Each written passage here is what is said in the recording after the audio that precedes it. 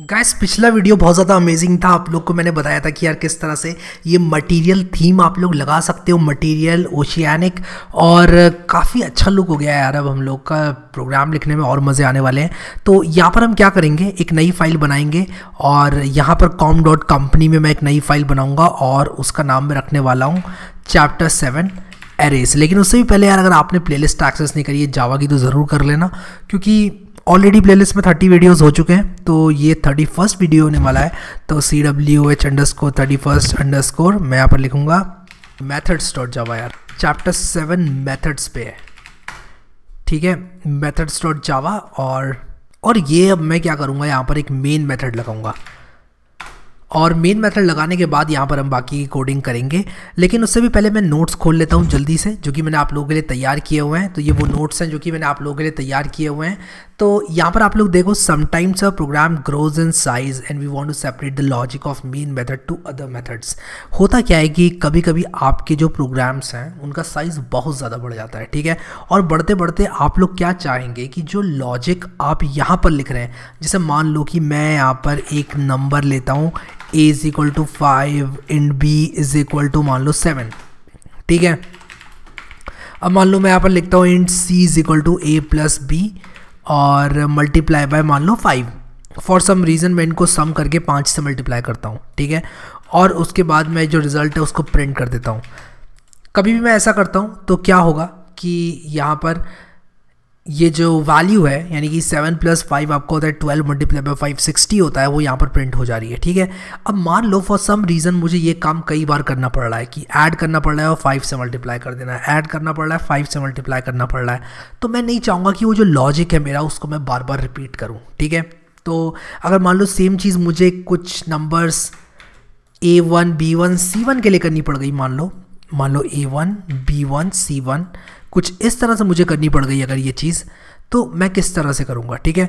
तो मैं नहीं चाहता कि मैं इस लॉजिक को बार बार लिखूँ, मैं चाहता हूँ कि इसको मैं एक मेथड के अंदर डाल दूँ, जिसका मतलब ये है कि मैं इस पूरे लॉजिक को सेग्रीगेट करके अलग कर दूँ। अब ये तो एक बहुत ही सिंपल सा लॉजिक है कि यार आप कहोगे 2 नंबर को ऐड करके मल्टीप्लाई बाय 5 कर रहे हैं, लेकिन हो सकता है कि थोड़ा और कॉम्प्लिकेटेड लॉजिक हो। मान लो मैं यहाँ पर कुछ इस तरह से लगाऊँ, जो भी इसका आंसर आए। मान लो मैं यहाँ पर कुछ ऐसा लॉजिक लगाना चाहता हूँ कि अगर a = 3 तो कुछ करना हो, अगर a > b तो कुछ और करना हो। मान लो मैं यहाँ पर करना चाहता हूँ अगर a > b, तब मैं चाहता हूँ कि जो c है मैं int c इस तरह से बना देता हूँ और यहाँ पर लिखूँगा c = मान लो मैं चाहता हूँ कि सिर्फ a + b रहे c, लेकिन अगर else ब्लॉक में ये जाए तो मैं चाहता हूँ कि ये यहाँ पर इस तरह से c = ये हो जाए, ठीक है। तो अगर मैं else ब्लॉक को कुछ इस तरह से लॉजिक देता हूँ और इफ़ में मैंने लिखा है अगर a बड़ा हो b से, तो आपको क्या करना है, a > b है अगर तो आप ये प्रिंट करें, वरना अगर a < b है तो आपको ये प्रिंट करना पड़ेगा। सिमिलरली सेम लॉजिक मैं यहाँ पर भी मान लो यूज़ करना चाहता हूँ और इस केस में मैं इसको A1 B1 C1 कर देता हूँ, ठीक है। और मान लो इस बार मैं A1 को बड़ा कर देता हूँ, ठीक है। तो पहले मैंने A1 को छोटा रखा था, अब A1 को मान लो मैं बड़ा कर देता हूँ। तो यहाँ पर क्या प्रिंट होगा, सबसे पहले तो यहाँ पर मैं एक काम करता हूँ, इसको थोड़ा और छोटा नंबर बना देता हूँ ताकि हम ऐसे ही कैलकुलेशंस चेक कर लें। वैसे कोई भी नंबर आप डाल सकते हो, उसकी कोई लिमिटेशन नहीं है, बट यहाँ पर कुछ गड़बड़ हो गई। कह रहा है C1 आपने नहीं बनाया, ओके। तो मुझे यहाँ पर int C1 लिखकर C1 को यहाँ पर डिक्लेयर करना पड़ेगा। रन कर रहे हैं, इसको रन किया तो देखो यहाँ पर क्या आया, 60 आया, ठीक है। तो यहाँ पर सबसे पहले तो 60 आया। मैंने इनफैक्ट सिर्फ C को प्रिंट किया, मुझे C1 को भी प्रिंट करना चाहिए। तो C की वैल्यू तो 60 हमने देखी थी, लेकिन C1 की वैल्यू क्या होगी, C1 की वैल्यू यहाँ पर, तो यहाँ पर मैंने A1 + B1 लिखना चाहिए था, A1 + B1। अभी मैं इसको रन करूँगा अगर, तो आप लोग देखो यहाँ पर कि सबसे पहले 60 आ गया, उसके बाद 3 आ गया। तो यहाँ पर तो ये गया एल्स वाले लॉजिक के अंदर, क्योंकि a > b जो था वो फॉल्स था और यहाँ पर A1 > B1 जो था वो ट्रू था, इसलिए ये कहाँ पर गया, इसलिए ये यहाँ पर गया, इसने इन दोनों नंबर्स को ऐड कर दिया। मैं क्या हर 2 नंबर्स के लिए इस लॉजिक को बार बार रिपीट करूँगा, नहीं, मैं नहीं चाहता कि मैं इस लॉजिक को बार बार रिपीट करूँ। इसीलिए मैं क्या करूँगा कि इस लॉजिक को एक मेथड के अंदर डाल दूँगा। इस बात का क्या मतलब है, इसको देख लेते हैं। ठीक है, तो मैं जब कहता हूँ कि मैं इस लॉजिक को एक मेथड के अंदर डाल दूंगा, तो उसका मतलब ये होता है कि मैं यहाँ पर एक मेथड बनाऊंगा। अब मेथड क्या होता है, अगर आप किसी दूसरी प्रोग्रामिंग लैंग्वेज से आ रहे हैं तो मेथड बिल्कुल फंक्शन की तरह होता है। अगर आप लोगों को नहीं पता फंक्शन क्या होता है, तो फंक्शन जो है एक तरीका होता है हमारे लिए लॉजिक को सेपरेट करने का। ठीक है, फॉर इंस्टेंस यहाँ पर देखो मैंने लिखा है कि if we are calculating average of a number pair 5 times we can use methods to avoid repeating the logic. और ऐसा करके हम लोग ड्राई प्रिंसिपल को इम्प्लीमेंट करते हैं। Dry stands for do not repeat yourself, यानी कि आप अपने आप को रिपीट ना करें। यहाँ पर मैंने अपने आप को कई बार रिपीट कर दिया, तो किस तरह से मैं ड्राई प्रिंसिपल का ध्यान रखूँगा। अब आप लोग देखो यहाँ पर मैं बनाने वाला हूँ एक मेथड। ठीक है, तो मैं यहाँ पर लिखूँगा स्टैटिक वॉइड, सॉरी वॉइड नहीं, मैं इंट बनाऊँगा। और मैं भी आपको बताऊँगा मैंने यहाँ पर इंट क्यों लिखा। तो मैं लिखूँगा स्टैटिक इंट लॉजिक, और मैं यहाँ पर लिखूँगा इंट ए इंट बी, या फिर एक काम करता हूँ इंट एक्स इंट वाई रख देता हूँ। मैं कुछ भी नाम दे सकता हूँ। और मैंने यहाँ पर एक और मेथड बना दिया। तो मेरा मेन एक मेथड है, उसके अंदर कुछ लॉजिक है, और मैंने एक और मेथड यहाँ पर बना दिया। अब ये मेथड किस तरह से काम करेगा इसके बारे में अभी बाद में बात करेंगे, लेकिन मैं क्या करूँगा, ये लॉजिक ऐसे के ऐसे ही यहाँ पर पेस्ट कर दूंगा। ठीक है, और मैं यहाँ पर क्या करूँगा, लिखूँगा इंट और z। ठीक है, ए बी सी को मैं एक्स वाई जेड से रिप्लेस कर रहा हूँ यहाँ पर। तो मैं यहाँ पर इसको एक्स वाई जेड से रिप्लेस कर रहा हूँ, एक्स वाई जेड, जेड यहाँ पर x आएगा, यहाँ पर y आ जाएगा। ठीक है, तो मैं इसको अगर सेव करूँ तो आप लोग देखो यहाँ पर कि z is equal to x plus y हो गया, z इज इक्वल टू ये कर दिया मैंने यहाँ पर एल्स के अंदर। तो अब मैं क्या करूँगा, यहाँ पर फाइनली रिटर्न कर दूंगा, और मैं ये चीज़ आपको बताऊंगा कि किया क्या मैंने यहाँ पर। ठीक है, तो ये मेथड अभी के लिए आप ऐसे जैसे मैंने टाइप किया वैसे ही छोड़ दो। अभी मैं थोड़ा सा आप लोगों को यहाँ पर बताता हूँ कि सिंटेक्स क्या है मेथड को लिखने का। ठीक है, a method is a function written inside a class. एक मेथड फंक्शन होता है जो कि क्लास के अंदर आपने लिखा है। अगर आपसे कोई पूछता है कि मेथड और फंक्शन क्या सेम है या अलग है, देखो प्रोग्रामिंग टर्मिनोलॉजी की बात करें, अगर रोज़मर्रा की प्रोग्रामिंग की बात की जाए तो लोग फंक्शन और मेथड को इंटरचेंजेबली यूज़ करते हैं। ठीक है, लेकिन मेथड का मतलब होता है एक ऐसा फंक्शन जो कि एक क्लास के अंदर मौजूद है। ठीक है, अब जावा एक ऑब्जेक्ट ओरिएंटेड प्रोग्रामिंग लैंग्वेज है, हमें क्लासेस बनानी पड़ती हैं। तो क्योंकि सारे मेथड्स क्लासेस के अंदर होते हैं, इसलिए हम लोग यहाँ पर फंक्शन को मेथड बोलते हैं। ठीक है, लेकिन जब भी मैं फंक्शन या मेथड बोल रहा हूँ तो उसका मतलब है कि वो एक फंक्शन है, मेथड है, ऑलमोस्ट एक ही चीज़ है। ठीक है, सो यहाँ पर आगे बढ़ते हैं और यहाँ पर इसका सिंटेक्स देखते हैं। डेटा टाइप और उसके बाद नेम और उसके बाद मेथड बॉडी। तो डेटा टाइप का मतलब कि ये फंक्शन क्या रिटर्न करेगा। अब रिटर्न वैल्यू का क्या मतलब है ये आपको अभी थोड़ी देर में समझ में आएगा। बट नेम का मतलब है कोई भी आइडेंटिफायर, यानी कि जैसे कि हम वेरिएबल को नाम देते थे A1, A2, A3, हैरी, सम, डी, ई, E1, EL, कोई भी नाम हम लोग दे सकते हैं। पैसिफिक दे दो किसी वेरिएबल का नाम, आपकी मर्जी है, वो बस रूल्स का पालन करे, आप कोई भी नाम दे सकते हो। ठीक है, तो डेटा टाइप आपने लिखा यहाँ पर, उसके बाद आपने वेरिएबल का नाम दे दिया। वेरिएबल का नाम देने के बाद आप क्या करोगे, यहाँ पर पैरामीटर्स दोगे। ठीक है, मैंने यहाँ पर पैरामीटर्स नहीं दिए हैं क्योंकि मैं यहाँ पर दिखाना चाहता था कि पैरामीटर्स ऑप्शनल है। यहाँ मैंने देखो पैरामीटर्स दिए हैं। तो आप डेटा टाइप पैरामीटर का नाम, डेटा टाइप पैरामीटर का नाम इस तरह से दे सकते हो। अब होगा क्या, रिटर्न से क्या होगा ये मैं आपको बताता हूँ। तो देखो यहाँ पर क्या होगा, जब मैं स्टैटिक एंड लॉजिक यहाँ पर लिखता हूँ तो मैं अगर यहाँ पर ये जो मैंने पूरा लिखा है, अब मैं इसकी जगह सिर्फ एक चीज़ लिख सकता हूँ। मैं लिख सकता हूँ C is equal to logic A comma B। ऐसा लिखने से क्या होगा, ऐसा लिखने से ये समझ जाएगा A और B के साथ ये सारा काम करना है जो भी इस मेथड के अंदर लिखा है, और फाइनली जो भी वैल्यू z की आती है वो यहाँ पर लेकर आ जाना है। कहाँ पर लेकर आना है, जहाँ पर ये कॉल हुआ है। तो a और b यहाँ पर जाएगा, इस केस में क्या जाएगा, 5 और 6 जाएगा। तो ये काम कुछ इस तरह से करता है कि a इज इक्वल टू 5 और b इज इक्वल टू 7 है, तो a और b जो है वो यहाँ पर कॉपी हो जाएंगे x और y में। आई रिपीट, वो कॉपी हो जाएंगे, यानी कि x की वैल्यू अब हो जाएगी 5 और y की वैल्यू हो जाएगी 7। ठीक है, ध्यान से आप लोग सुनना, 5 और 7। अब यहाँ पर क्या होगा, 5 बड़ा नहीं है 7 से, इसलिए एल्स में जाएगा। तो क्या होगा यहाँ पर, ये 5 + 7 मल्टीप्लाई बाय 5 करेगा, z की वैल्यू यहाँ पर क्या हो जाएगी 60। 12 मल्टीप्लाई बाय 5 60।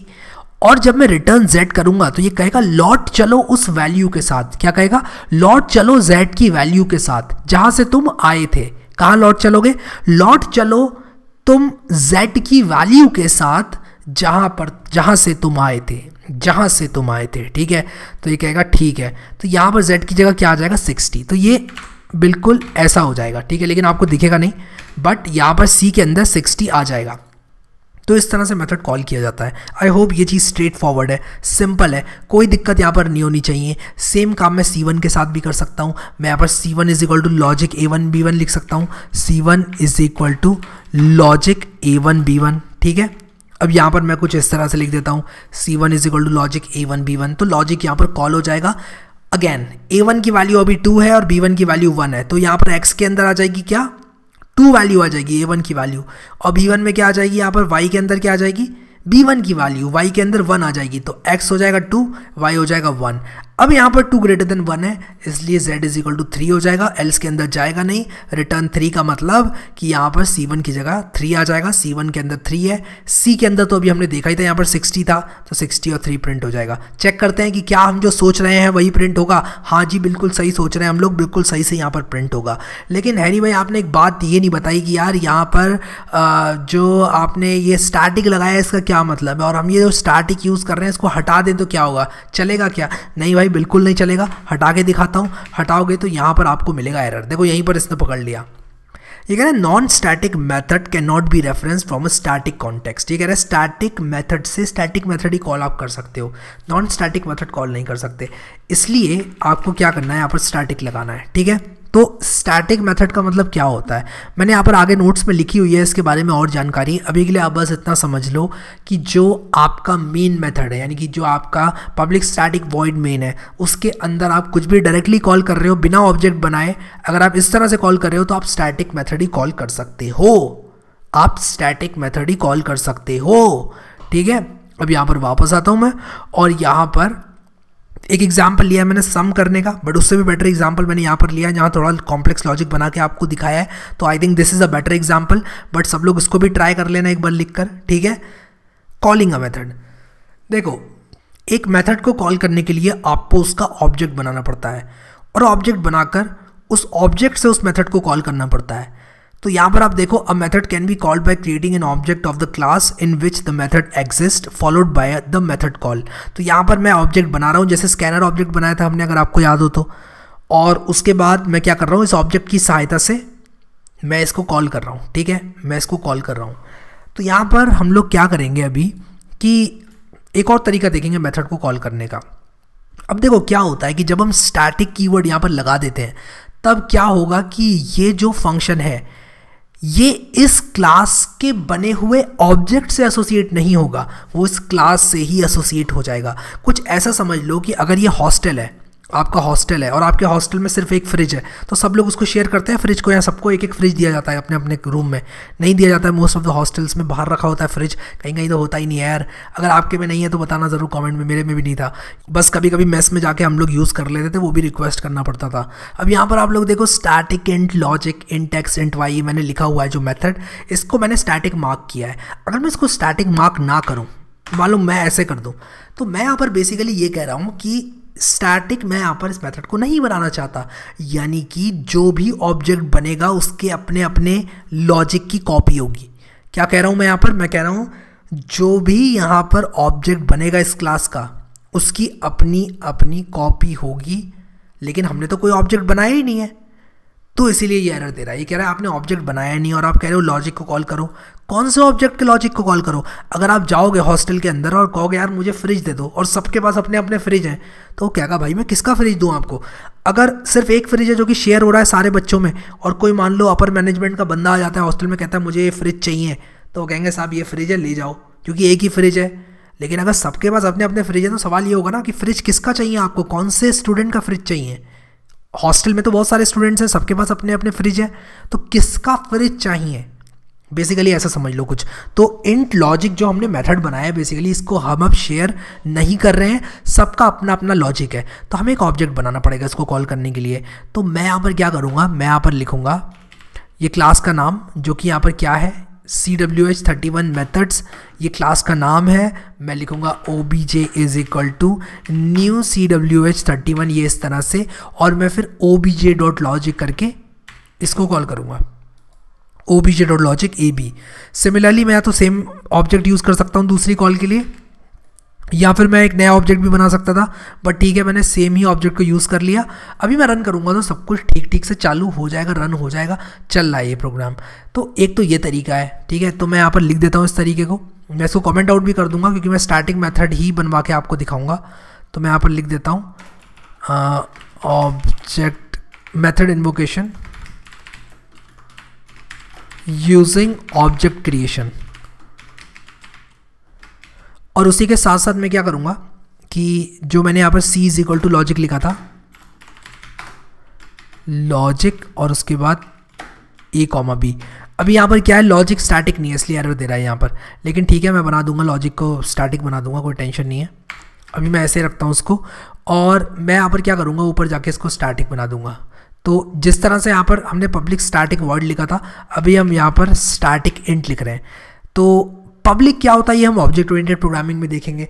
अभी आप लोग उस चीज़ को छोड़ दो, मैं यहाँ पर बस आप लोगों को अभी ये बताना चाहता हूँ कि जब हम कुछ नहीं लिखते हैं यहाँ पर तो एक्सेस मॉडिफायर यहाँ पर डिफ़ॉल्ट होता है, ठीक है। अब इस बात को आप अभी के लिए छोड़ दो, हम लोग आगे देखेंगे इसको, बस सिंटैक्स पे ध्यान दो अभी, सिर्फ अभी के लिए। स्टैटिक इंट लॉजिक इस तरह से आपको मेथड बनाना होता है क्लास के अंदर, और इन्वोकेशन करने के दो तरीके बताए, एक ऑब्जेक्ट बना के, अगर स्टैटिक नहीं किया आपने तो ऑब्जेक्ट बनाना पड़ेगा, अगर स्टैटिक कर दिया आपने तब ऐसे ही डायरेक्टली कॉल कर पाओगे, स्टैटिक मेथड से स्टैटिक मेथड आप डायरेक्टली कॉल कर पाओगे, ठीक है। तो यहाँ पर मैंने आप लोग को एक अच्छा वो भी बता दिया, उदाहरण भी दे दिया एक हॉस्टल में रखे हुए फ्रिज का, जिससे आप लोग स्टैटिक के बारे में और अच्छे से समझ पाओ। बट अगेन अभी अगर आप एक बिगिनर हो, एक एब्सोल्यूट बिगिनर हो, तो यार कोड करने पे ध्यान दो, जैसे जैसे आप जावा में काम करते जाओगे वैसे वैसे चीज़ें क्लियर होती जाएंगी, ठीक है। आगे बढ़ेंगे, यहाँ पर जल्दी से देखेंगे क्या लिखा है। A method can be called by creating an object of the class in which the method exist followed by the method call. ये मैंने आपको बता दिया कि भाई पहले ऑब्जेक्ट को क्रिएट कर लो, उसके बाद मेथड को कॉल कर लो उसी ऑब्जेक्ट की सहायता से, ठीक है। The values from the method call a and b are copied to the a and b of the function my sum. तो क्या होगा यहाँ पर, मैंने आपको जैसे कि बताया कि जो a और b की वैल्यूज़ हैं, यानी कि 5 और 7 जो हैं, उनकी कॉपी बन जाएगी यहाँ पर, ठीक है। तो x में क्या आ जाएगा 5 और y में क्या आ जाएगा 7, x में 5 आएगा, y में 7 आएगा। तो यहाँ पर क्या होगा कि अगर मैं x और y को चेंज कर देता हूँ तो क्या मेरा a और b चेंज होगा? नहीं, चेंज क्यों होगा? इसकी कॉपी बन रही है ना। अगर मान लो कि आपने होमवर्क किया और आपका होमवर्क देख के आपके दोस्त ने होमवर्क किया, अब आपके दोस्त का जो होमवर्क है वो आपके टीचर ने फाड़ दिया क्योंकि यार उसको कुछ गुस्सा आ गया, मुझे नहीं पता क्यों, ठीक है। तो क्या आपका भी होमवर्क फट जाएगा? नहीं फटेगा ना, क्योंकि वो तो कॉपी थी ना उसकी, वो तो कॉपी किया था उसने। या अगर आपका जो नोट्स है आप जो लिखते हो रोज़, उनका जेरोक्स करा दिए किसी ने, और उसके बाद जेरोक्स करा के मान लो फॉर सम रीज़न वो उसमें पानी गिर गया, तो क्या आपके नोट्स भी गीले हो जाएंगे आपके घर में? नहीं, आपके नोट्स अपने अलग कॉपी है, उसने जो जेरोक्स कराई है वो अलग कॉपी है। तो कॉपी के साथ आप कोई खिलवाड़ करोगे तो कुछ नहीं होगा। मैं आपको उसका उदाहरण दिखा देता हूँ। अगर मैं यहाँ पर x इज इक्वल टू 566 कर देता हूँ, ठीक है, तो और मैं यहाँ पर a और b दोनों को प्रिंट करूँगा तो a और b 1 ही रहेंगे मेथड कॉल होने के बाद भी। तो अगर मैं यहाँ पर a और b कुछ इस तरह से प्रिंट करता हूँ तो मैं साउट a करता हूँ और उसी के साथ साथ मैं यहाँ पर एक स्ट्रिंग लगा देता हूँ इस तरह से प्लस, और यहाँ पर मैं इसको जैसे ही रन करूँगा आप लोग देखो a और b की वैल्यू जो है वो 2 और 1 ही रहेगी। तो यहाँ पर a और b की वैल्यू जो है 5 और 7 है, क्योंकि मैंने यहाँ पर a1 b1 को देख लिया था। a और b की वैल्यू ये है, ठीक है। तो मैं इसको यहाँ लिख देता हूँ यार, a और b की वैल्यू तो सेम ही रहेगी 5 और 7, ठीक है। तो यहाँ पर मैं क्या करूँगा कि इसको कट करके यहाँ डालता हूँ जहाँ ये इन्वोक हो रहा है। तो मैंने a1 b1 की वैल्यू देख ली थी, a1 b1 2 और 1 है, a और b 5 और 7 है और 5 और 7 ही रहेंगे। आप यहाँ पर इनको 566 कर दो, 580 कर दो, कुछ भी खिलवाड़ करो इनके साथ मेथड्स में, वो चेंज कभी रिफ्लेक्ट नहीं होगा, ठीक है। लेकिन इस पर इसका भी एक कैच है जो कि हम आगे देखेंगे कि जो रेफरेंसेस होते हैं वो किस तरह से काम करते हैं, वो भी मैं आपको बताऊंगा। अभी के लिए बस इतना समझ लो कि जो प्रिमिटिव डेटा है, जैसे कि आप कोई इंटीजर भेजते हो, कोई फ्लोट भेजते हो, या कोई भी आप डेटा भेजते हो, कैरेक्टर भेजते हो, बूलियन भेजते हो, कुछ भी आप भेजते हो, तो क्या होगा कि आपका वो जो आपने भेजा है वो आपके मेन मेथड के वेरिएबल को चेंज नहीं करेगा, क्योंकि उसकी कॉपी गई है मेथड में, वो नहीं गया है मेथड में, उसकी कॉपी गई है मेथड में। ठीक है, सो आई होप कि मेथड का इंट्रोडक्शन आप लोग को अच्छा लगा, समझ में आ गई चीज़ें। अगर क्लियर हो गई यार तो मुझे कमेंट करके बताओ कि क्लियर हो रही हैं चीज़ें, फिर हम आगे यहाँ पर इस चैप्टर को कंटिन्यू करेंगे। बेसिकली ये जो इतना बड़ा पैरा लिखा है मैंने, the values from the method call a and b are copied to the a and b of the function my sum, thus even if you modify the values of a and b, यानी कि अगर हम ए और B को modify भी कर देते हैं इनसाइड द मेथड के अंदर, तो वैल्यू जो है मेन मेथड में ए और बी की चेंज नहीं होंगी। और मैंने यहाँ पर आप लोगों को दिखा दिया, एक्स को चेंज करके दिखाया। यहाँ पर देखो मेन मेथड में कुछ नहीं हुआ, यही कह रहा था मैं, मेरे कहने का यही मतलब था कि यहाँ पर ए और बी मैंने प्रिंट किया तो 5 और 7 आए, और यहाँ पर मैंने x को चेंज कर दिया था। अब क्योंकि जो a की वैल्यू थी वो x में कॉपी हुई थी, यानी कि 5 कॉपी हुआ था x में और 7 कॉपी हुआ था y में, a और b की वैल्यू इनमें कॉपी हुई थी, इसलिए कॉपी को आप चेंज करोगे तो कोई फ़र्क नहीं पड़ेगा, कॉपी को चेंज करोगे तो कोई भी फ़र्क नहीं पड़ेगा।